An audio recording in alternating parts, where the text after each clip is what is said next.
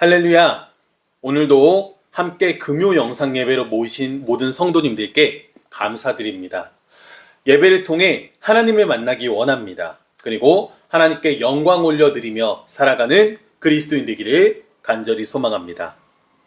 우리 함께 사도신경으로 신앙 고백하겠습니다.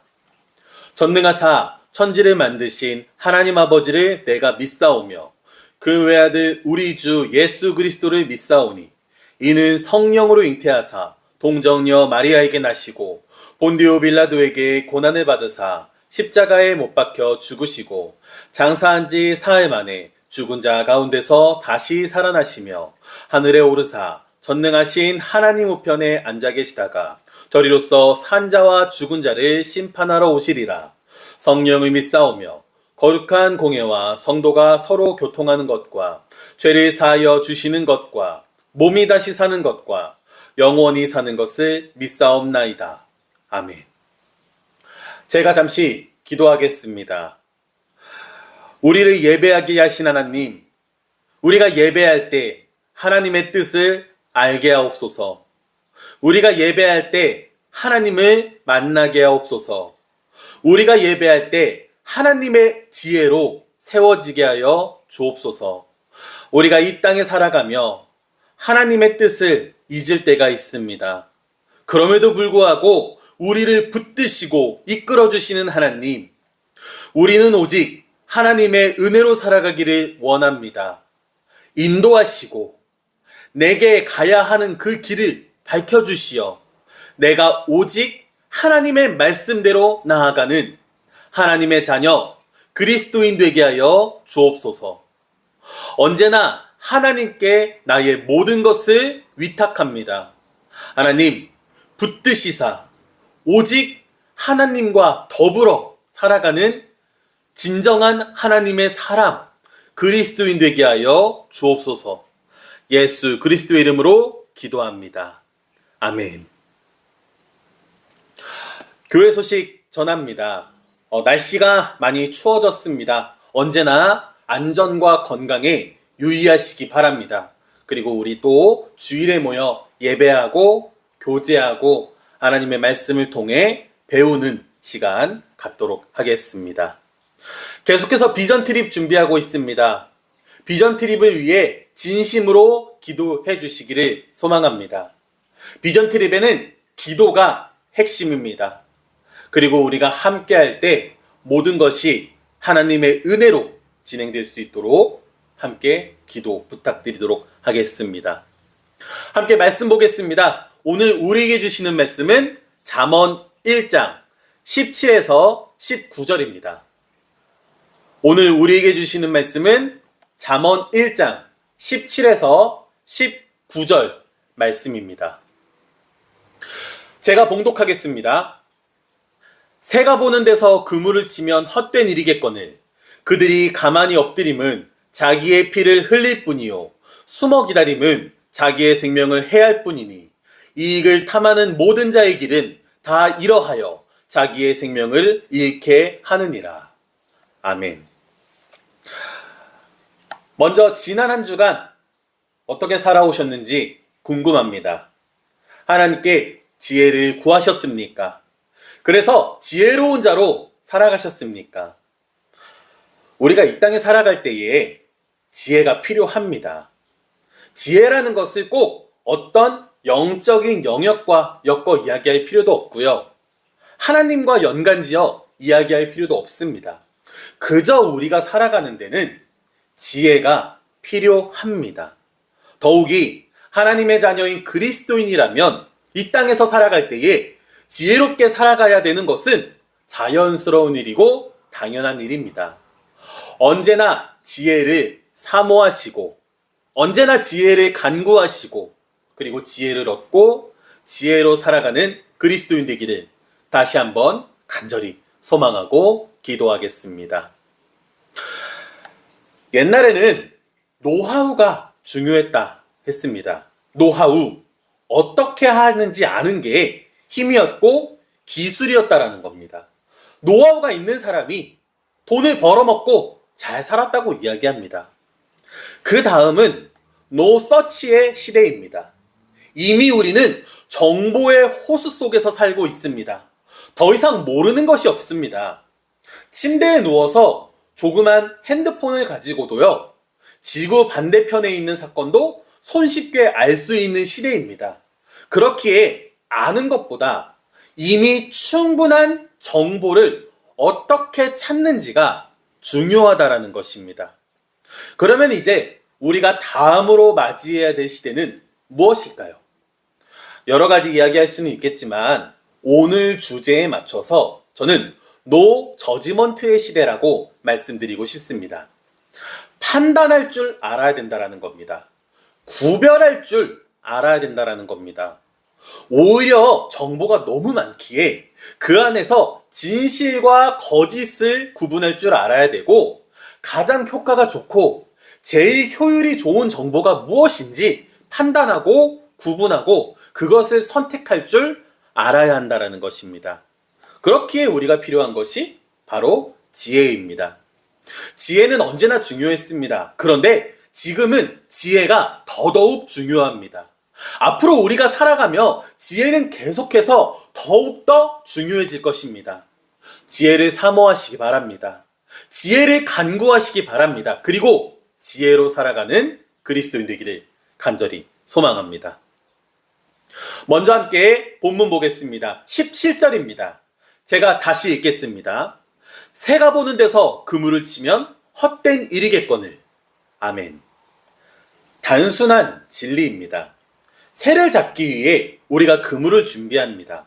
그런데 그 그물을 치는데 새가 보고 있다면 그물에 걸릴 리가 없을 것입니다. 새가 알지 못하게 은밀하게 준비하고 포획해야 된다는 겁니다. 물고기를 잡을 때도 그냥 물고기가 많이 다니는 길에 그물을 치면 물고기가 다 피해갑니다. 그런데 요즘엔 물속에 들어가면 잘 보이지 않는 나일론 줄 같은 걸 사용을 하면은 물고기가 그곳에 그물이 있는지 모르고 모두 그물에 잡히게 되는 경우도 보았습니다. 우리가 살아가다 보면 성실하고 열심히 하는데 막상 결과가 나오지 않는 경우들이 있습니다. 학생 때 어떤 사람은 열심히 공부하는데 막상 판판히 놀던 친구보다 성적이 잘 안 나올 때가 있죠. 물론 공부머리가 다를 수도 있는데요. 공부하는 모습을 보니 공부하는 방법을 제대로 모르거나 또 효율이 떨어지게 공부하는 경우들도 제법 보게 됩니다. 일을 해도 똑같은 일을 맡겨도 누군가는 빠르게 처리하는데 누군가는 더딥니다. 물론 일 숙련도의 차이도 있을 수 있을 텐데 일을 처리하는 걸 보니까 쓸데없는 공정이 많이 들어가는 경우 당연히 일 처리 속도가 늦어질 수밖에 없는 것입니다. 그럴 땐 어떻게 해야 됩니까? 공부하는 방법을 배우고 공부하는 법을 배우고 공부하면 성적이 잘 나오고요. 일을 효율적으로 쓸데없는 부분을 다 드러내고 정리한다면 일 처리가 빨라지게 되어 있습니다. 제 생각에는 우리 성도님들 중에 게으르거나 열정이 없는 분은 없다고 생각합니다. 그런데 내 생각과는 다른 결과가 나옵니까? 왜 그럴까요? 혹시 내가 일 처리를 효율적이게 못하는 게 아닐까요? 간단한 일을 복잡하고 번거롭게 만드는 것이 아닐까요? 새를 잡아야 되는데 새들이 뻔히 보고 있는 곳에서 그물을 치고 있는 건 아닐까요? 그래서 우리 성도님들께 드리는 첫 번째 권면은 지금이라도 배우고 공부하고 준비하기를 바랍니다. 어릴 때 우리가 학교에서 수학을 배웠죠. 그리고 커가면서 그 배운 수학을 가지고 내 삶에 활용하게 됩니다. 여러 가지를 계산하게 됩니다. 내가 더 클수록 나에게 맡겨지는 일이 점점 더 많아지고요. 그럼 그 많은 것을 해결하기 위해서 더 많은 걸 계산해야 되고 복잡한 시스템을 만들어야 됩니다. 그런데 그걸 손쉽게 할 수 있도록 도와주는 게 무엇입니까? 엑셀 프로그램이에요.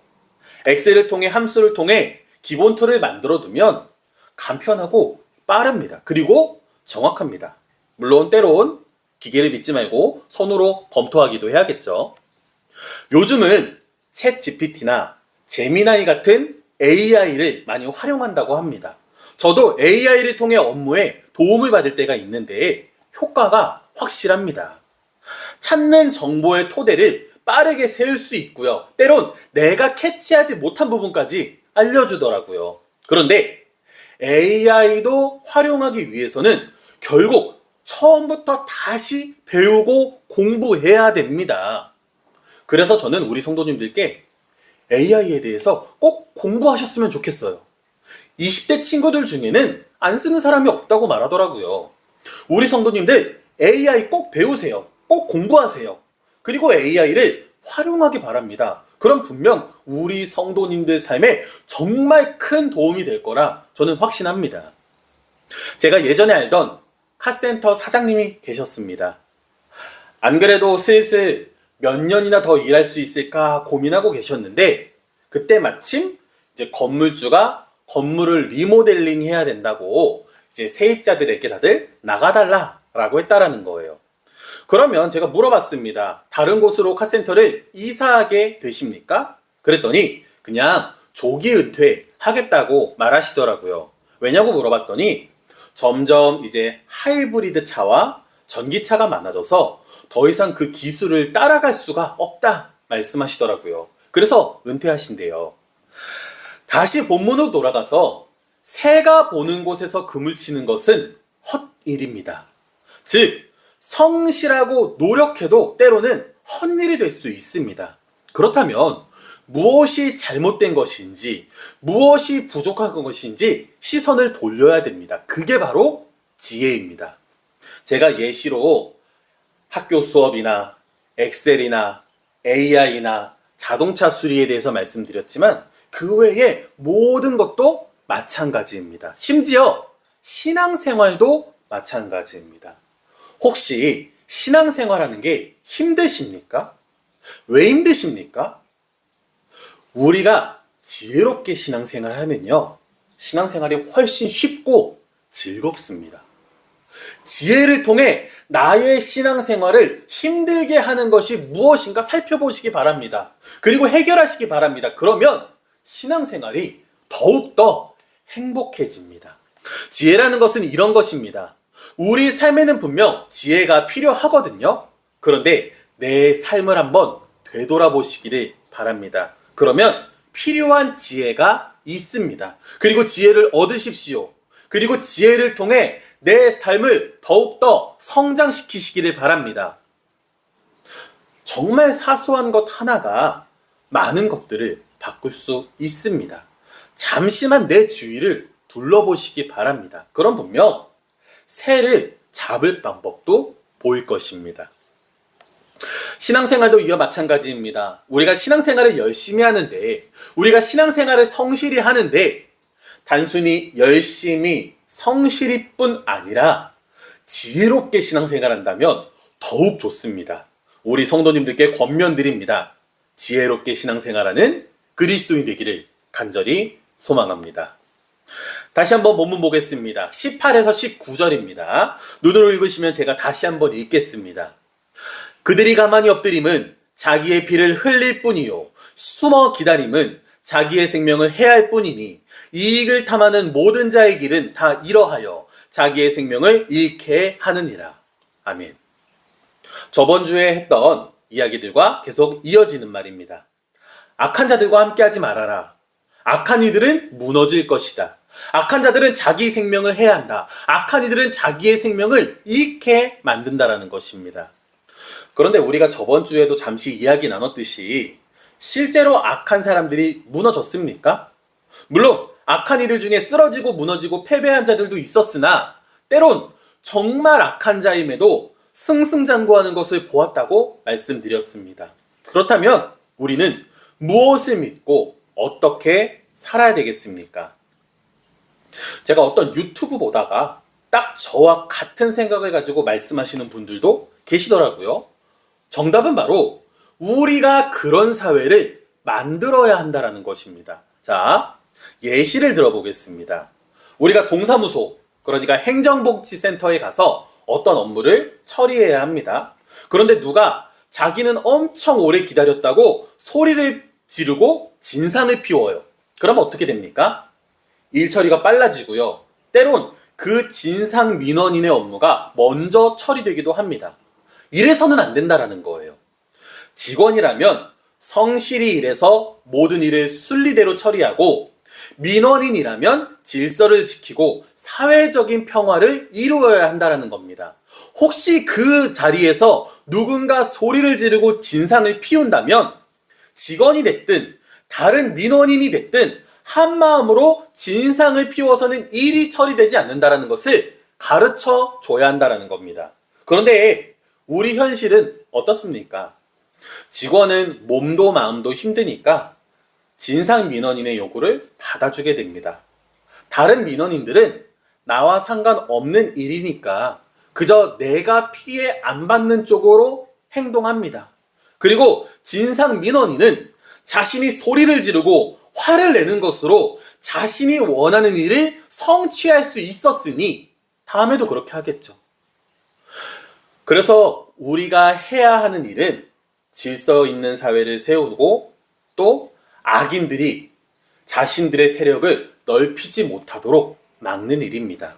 악인들은 마땅히 악인의 최후에 맞는 그런 결과를 맞이하게 해야 된다는 겁니다. 우리는 정의를 세우고 성경의 그 가치를 실현해야 되는 의무가 있다는 것입니다. 그런데 물론 그게 쉬웠으면 진작에 하고도 남았겠죠. 하고자 해도 나 혼자 잘한다고 질서 있는 사회가 세워지겠습니까? 그것뿐만이 아니라 공공질서를 안 지키고 무조건 내 것부터 챙기려 하는 모습, 솔직히 우리 그리스도인들 중에도 있습니다. 뭐 늦어진다고 직원에게 소리 지르고 민원 넣겠다는 모습, 저와 같은 목사님, 전도사님들 중에서도 그런 분들 직접 봤었습니다. 다들 자기가 피해보기 싫어서 악인들을 떠받들어 주거나 악인들의 요구사항을 열심히 들어주거나 나 또한 잠시 악인이 되는데 우리가 어떻게 성경 말씀을 실현시킬 수 있겠습니까? 하지만 그럼에도 불구하고 우리는 성경 말씀을 믿고 또 성경 말씀을 우리가 실천해야 합니다. 저는 그래서 항상 나부터 하자라는 생각을 하셨으면 좋겠어요. 그리고 우리가 우리 교회 공동체부터 성경 말씀을 실천하는, 세우는 곳이 되자라고 다짐하셨으면 좋겠습니다. 분명 쉽지 않은 일입니다. 어떻게 보면 뻔한 겉면입니다. 그럼에도 불구하고 해야 합니다. 적어도 우리 교회 공동체부터 하자라는 그런 다짐을 해주시고, 저는 분명 우리 예린교회 공동체는 그런 곳이 될 수 있다고 생각을 해요.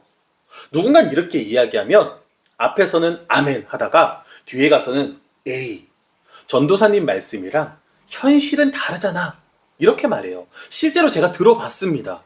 그런데 분명 어려운 길이고 쉽지 않은 길인 건 아는데 가능한 일입니다. 불가능하지 않아요. 제가 당장 우리 대한민국 사회를 통째로 바꾸자고 했습니까? 우리 교회가 세상 그 어디보다 거룩하고 성경 말씀을 실천하는 가장 위대한 자리가 되어야 된다고 했습니까? 그렇지 않다라는 거예요. 지금 우리 눈에 보이는 것부터 한 걸음 한 걸음 작은 것부터 하나씩 실천해서 이곳에 하나님의 정의를, 하나님의 말씀을 세우자는 것입니다. 그게 바로 지혜입니다. 우리 성도님들께 권면합니다. 하나님의 질서를 세우는 그리스도인 되기를 바랍니다. 그리고 우리가 믿고 지키고 있는 이 성경 말씀을 실천하는, 실현시키는 그리스도인 되기를 바랍니다. 하나님의 지혜를 알고 하나님의 지혜로 살아가는 그리스도인, 그리고 그것을 고백할 수 있는 그리스도인 되기를 간절히 기도하겠습니다. 마지막입니다. 우리가 금요 영상 예배 때마다 잠언을 읽고 지혜에 대해 이야기하고 있으니까 한 번 더 지혜에 대한 개념을 나누었으면 좋겠습니다. 지혜라는 것은 글자로는 단 두 글자지만 이 지혜라는 단어가 포함하고 있는 의미는 정말 넓고 깊습니다. 그리스 철학자 아리스토텔레스는 이 지혜를 소피아와 프로네시스로 구분합니다. 소피아는 관조적 지혜, 그러니까 이성적, 이론적 지혜라고 말하고, 프로네시스를 실천적 지혜라고 이야기합니다. 좀 더 쉽게 이야기하면 소피아는 진리 그 자체를 이해하는 것 또는 학문적인 지식, 지혜라고 생각하시면 좋을 것 같고요. 프로네시스는 실천적인, 행동지향적인 지혜라고 보면 좋을 것 같습니다. 드리고 싶은 말씀은 우리는 이 두 개를 모두 겸비하여야 합니다. 이 두 개 모두 지혜입니다. 그런데 때로 우리가 한쪽으로 치우쳐질 때가 있는 것 같아요. 지혜를 머리로만 알고 있거나 또는 이 중심적인 지혜를 모른 채 그저 내 앞의 일을 해결하는 데만 급급한 단편적인 지혜를 구한다든지 이런 일들이 많은 것 같아요. 이것들은 완전한 지혜가 아닙니다. 지혜라는 것은요, 넓고 깊고 굉장히 복잡한 개념입니다. 그래서 우리가 지혜를 바르게 이해하고 또 바르게 사용할 때 정말 지혜로운 자라는 그런 수식어를 붙일 수 있을 것 같아요. 마무리하겠습니다. 예린교회 성도님들, 지혜를 알기 원합니다. 소피아적 지혜, 그러니까 이성적인 지혜, 프로네시스적 지혜, 실천적 지혜, 이 모든 것을 아우른다면 새가 보는 앞에서 그물을 치는 어리석은 행동은 하지 않게 될 것입니다. 그리고 성경 말씀을 마음에 담아주시기 바랍니다. 악인과 어울리지 마라. 왜? 악인은 자기 스스로의 생명을 해하는 사람이다. 자기뿐 아니라 다른 사람들의 생명까지 해하게 될 텐데 어울려서 좋을 것 없습니다. 그러나 우리가 세상을 살다 보면 악인들이 득세하는 것처럼 보입니다. 그렇다면 그것에 좌절하는 것이 아니라 우리가 성경 말씀을 실현하고 이 땅에 의인이 살아가는 것이 옳은 세상을 만들어가는 것입니다. 그게 바로 지혜입니다. 그게 지혜의 실천입니다. 비록 쉽지 않을 것입니다. 그러나 그것을 결단하는 것이 첫 번째이고요. 교회로부터 세워나가는 것이 그 다음이 될 것입니다.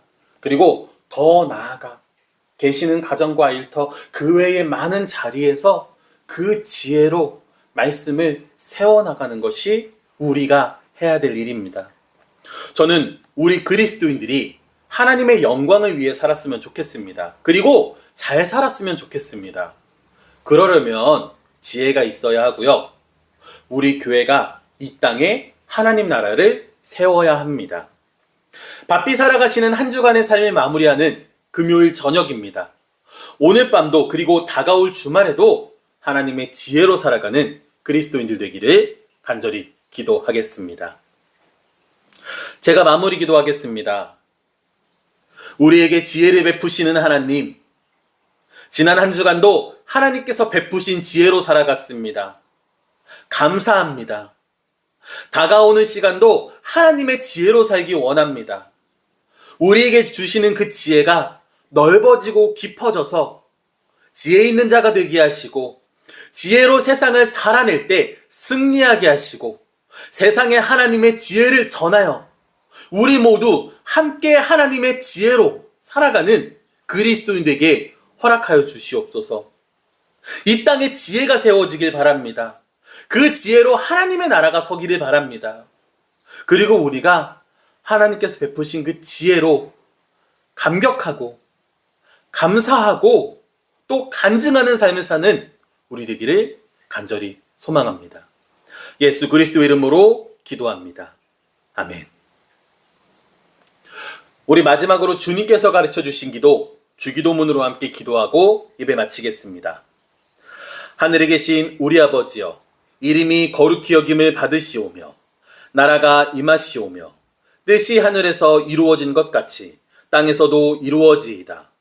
오늘 우리에게 일용할 양식을 주시옵고 우리가 우리에게 죄 지은 자를 사하여 준 것 같이 우리 죄를 사하여 주시옵고 우리를 시험에 들게 하지 마시옵고 다만 악에서 구하시옵소서.